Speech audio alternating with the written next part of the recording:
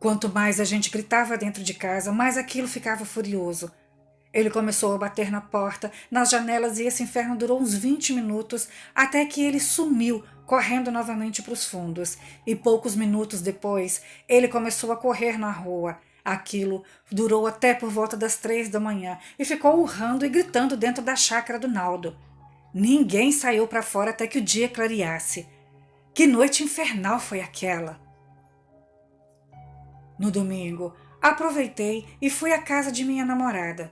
Eu não entrei no bar. O meu sogro veio e, sem enrolação, me disse que aquilo que estava no quintal dele sexta-noite era um lobisomem. Que ontem, sábado, o lobisomem não deu paz a ele. Que o bicho, por volta das 10 horas, voltou ao seu quintal. Estava mais feroz, urrava muito. Ele acendeu a luz de fora e foi até o vitrô da cozinha e pôde ver aquele ser abaixado a cavocar o chão, e que não se incomodou de estar sendo observado dessa vez. Que o bicho rosnava igual um porco do mato, rolava na terra, enfiava o focinho e gritava muito. E quando percebeu que estava sendo observado, ele se posicionou em 4 patas em direção à janela e ficou olhando direto para ele. Ele abria a boca, parecendo querer mostrar os dentes enormes. Os olhos daquilo eram vermelhos feito fogo, muito preto e peludo. Ele ficou naquela posição por uns 20 segundos e veio caminhando bem devagar, meio desengonçado, em direção ao meu sogro, chegando um pouco mais próximo. Aquilo se levantou e correu, e foi o tempo dele se afastar da janela. Ele começou a bater nela, quebrou alguns vidros e um insuportável cheiro, igual de cachorro quando rola em carniça, invadiu a casa. Aquilo corria em volta da casa feito um louco, com uma velocidade incrível. Se jogava nas portas com tamanha violência que eu não acreditava até agora que elas não se romperam. Arranhava as janelas, urrava, às vezes parava e dava para ouvir sua respiração ofegante, meio rouca. E não demorava muito, voltava a correr em volta da casa e bater nas portas. Estávamos todos apavorados aqui dentro de casa, sem nenhuma arma para se defender. Acho que aquilo percebeu que não conseguia entrar e desistiu. Pulou a porteira da frente, subiu a ladeira acima. Nossa, já eram várias pessoas falando aquilo, que se tratavam de lobisomem.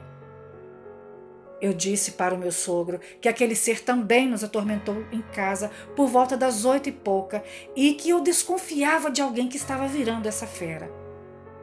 O meu sogro me perguntou de quem eu estava desconfiado. Eu fui direto com ele e respondi que era meu vizinho de chácara, o Naldo. O meu sogro só escutou, me chamou para irmos ao bar, a vendinha que tinha lá. Eu aceitei o convite e fomos. E chegando no bar, o assunto não era outro. O maldito... Não se passaram mais que 15 minutos e quem entra no bar? Isso mesmo, era ele, o Naldo. Ele estava de camisa preta manga comprida, de calça, chapéu e descalço. Ele entrou no bar sem cumprimentar ninguém. Eu notei que seus pés estavam sujos de barro, parecia ter pisado no brejo, e suas mãos também estavam cheias de terra entre as unhas, e um cheiro estranho que não chegava a feder, mas era tipo um suor forte. O meu sogro evitou de ficar olhando, reparando ele ou fazer qualquer comentário, e eu fiz o mesmo. Naldo foi até o balcão, pediu uma dose de pinga e foi para um canto e ali ficou bebendo. E o assunto no bar não parava. Só se ouvia sobre o maldito lobisomem.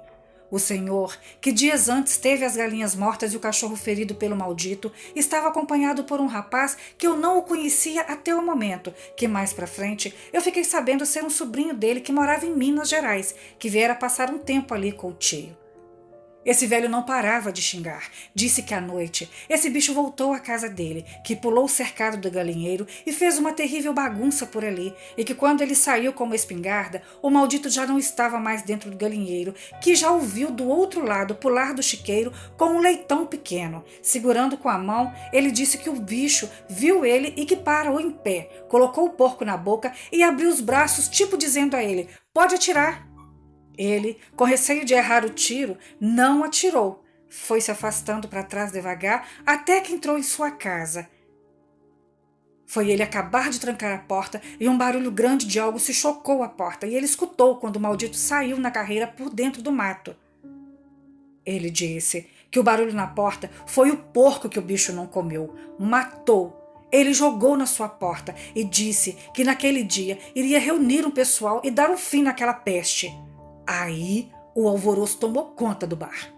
Todo mundo ficou valente e começou uma falação sem fim. O único que só escutava e não dizia nada éramos eu, meu sogro e o Naldo, que ficava só olhando por baixo do chapéu.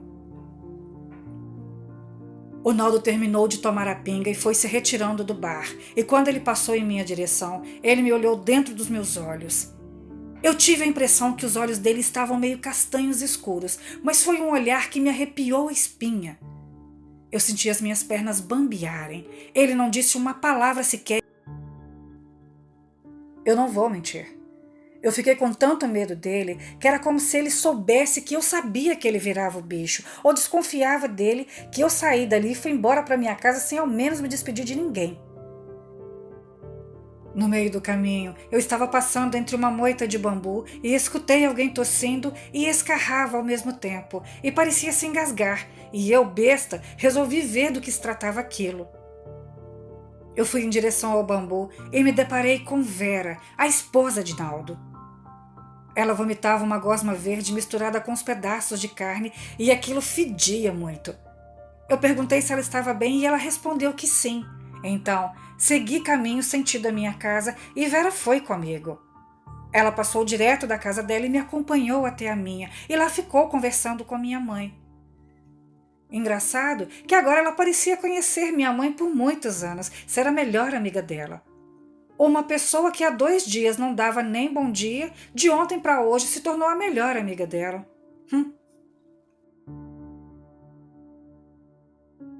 Por volta das 4 da tarde, uma nova confusão se instalou na casa de Vera. Naldo gritava muito, dizendo que Vera era culpada por toda aquela situação, que ela sabia de tudo e era tão culpada quanto ele. Em maior confusão, que resultou em arranhões e mordidas em Naldo. Vera estava descontrolada, a ponto de puxar cabelos de sua própria cabeça e arrancá-los. E como sempre, algumas pessoas foram para pôr um fim naquela bizarra situação e não teve outra opção. Tiveram que acionar uma viatura policial.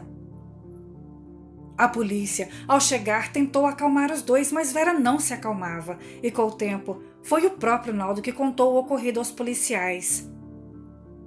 Em meio a essa confusão toda, viera meu cunhado assustado, dizendo que seu pai queria falar comigo naquele exato momento.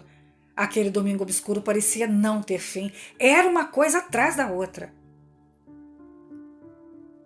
Eu segui o meu cunhado até a casa do meu sogro, e quando eu cheguei lá, estavam minha namorada e minha sogra chorando e o meu sogro do lado de fora, com uma enxada na mão. Ele foi me puxando ao fundo de sua chácara e me mostrou algo que até hoje me dá revolta. Eu vejo toda aquela cena se repetindo em minha memória. Ali, onde aquele monstro estava a cavocar a terra, tinha uma espécie de roupa e uma sandália rosa e uma parte coberta com folha de bananeira. Foi meu sogro puxar a folha e tinha um pedaço de perna toda roxa, em estado de decomposição. Alguns bichos já estavam ali devorando, e o choque foi tão grande que eu não suportei e desmaiei. Acordei com a minha sogra passando algo em meu nariz. Parecia ser um pesadelo aquilo, mas não era. Eu disse ao meu sogro que tinha que chamar a polícia. A minha sogra concordou comigo e assim foi feito. Os policiais, ao chegarem, foram até o local indicado pelo meu sogro e ali, ao desenterrar, se depararam com as 2 meninas mortas, com algumas partes do corpo faltando. E, meu amigo, eu digo a você, os policiais choraram com tamanha violência cometida àquelas crianças. Foram chegando mais policiais e pessoas que ficavam do lado de fora tentando ver o que se passava ali dentro. Chegou um pessoal do IML, da perícia, e retiraram os corpos dali. Nossa, aquilo era de natureza de uma barbaridade que só um animal poderia ter feito. Eu precisei de umas 2 horas para tentar colocar meu estado mental em ordem, e eu voltei para casa, e o meu cunhado foi comigo. Chegando próximo à minha casa, a confusão tinha terminado. Muitas pessoas na rua conversando indignadas, dizendo que Vera e Naldo tinham ido ambos presos por homicídios de suas filhas. O povo estava sem acreditar naquilo tudo. Se passou o domingo e nada mais aconteceu. Na quarta-feira eu encontrei meu sogro por acaso ao meio-dia, horário de meu almoço, e ao conversar com ele, o mesmo me disse que aquilo voltou em sua casa e me contou com detalhes. Ontem, terça-feira, por volta de 1 hora da manhã, o Tiago levantou para beber água e deu um grito. Eu levantei correndo assustado e ele estava sentado no chão da cozinha, olhando para a janela. E quando eu olhei para a janela, aquele monstro estava lá, mexendo na terra desesperado. Ele rolava para cima da terra, gritava, urrava muito. Eu pude ver melhor que a outra vez. E ele não estava nem um pouco preocupado comigo. Aquilo era enorme, maior que um novilho novo, com as partes traseiras muito altas, umas orelhas enormes penduradas, uma pelagem muito escura e tensa. Aquilo babava muito, dava para ver a baba pingando entre umas presas enormes. Ele ficava de quatro igual um cachorro, ora levantava e ficava em pé igual um homem. Ele jogava terra para o alto e se sacudia todo em meio àquela bagunça, gritava e rolava dentro do buraco, parecia muitos gritos de dor. O barulho era tremendo e eu ali olhando tudo aquilo, parecia estar em alguma espécie de transe. Eu escutei um tiro e logo em seguida mais dois. Pelo menos um dos tiros pegou naquilo que urrou, se jogou no chão e ficou rolando, gritando muito. Se levantou e saiu correndo em pé mata dentro e eu fingi que não escutei e não vi nada. Nós voltamos para o quarto. Eu esperei clarear o dia. Aí eu indo agora à casa de um compadre e te encontrei. Sexta-feira, já estava todo mundo sabendo o que aconteceu com as meninas. Naldo, quando disse a Vera que iria levar as meninas na casa de sua mãe, ele não levou. Ele estuprou e matou as duas crianças. O mistério estava em como ele enterrou no fundo da casa de meu sogro. Naldo, desde domingo, ficou preso e Vera liberada na segunda-feira. Aquilo mexeu, bagunçou toda a minha mente. Se Naldo estava preso, se Naldo era o lobisomem, como Naldo se transformou em um lobisomem e fora visto na quarta? Estava tudo confuso. Se passaram sábado, domingo e até quinta-feira da outra semana, ninguém tinha notícias de Vera. Foi então que o dono da chácara veio para saber o que estava se passando com seus caseiros, e ao abrir a porta, ele encontrou Vera morta, com um sinal de tiro no abdômen. Pessoal, eu sei que a história é longa, mas precisava contar do jeito que foi. Até hoje eu fico a pensar, será que Vera era a fera? E se fosse ela, será que ela enterrou as meninas ali? Será que Vera, ao se transformar, teria plena consciência do que fazia? Será que Naldo sabia da maldição de Vera? Será que foi Naldo mesmo que matou as crianças? Ou será que ele estava com medo e resolveu assumir o crime? São respostas que busco até o atual momento.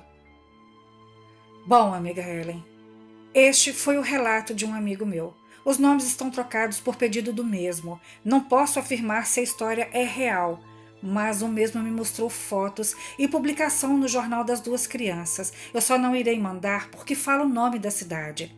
Fica a critério de cada um acreditar ou não. Um abraço de seu amigo Enki. Muita paz e sucesso com o seu canal. Um abraço a todos os seus inscritos e até a próxima oportunidade. Eu te enviarei mais um tenebroso relato e, se for possível, manda um abraço ao meu amigo Lucas do grupo Licantropia Lobisomens, do grupo do Facebook. Boa tarde a todos. Gratidão.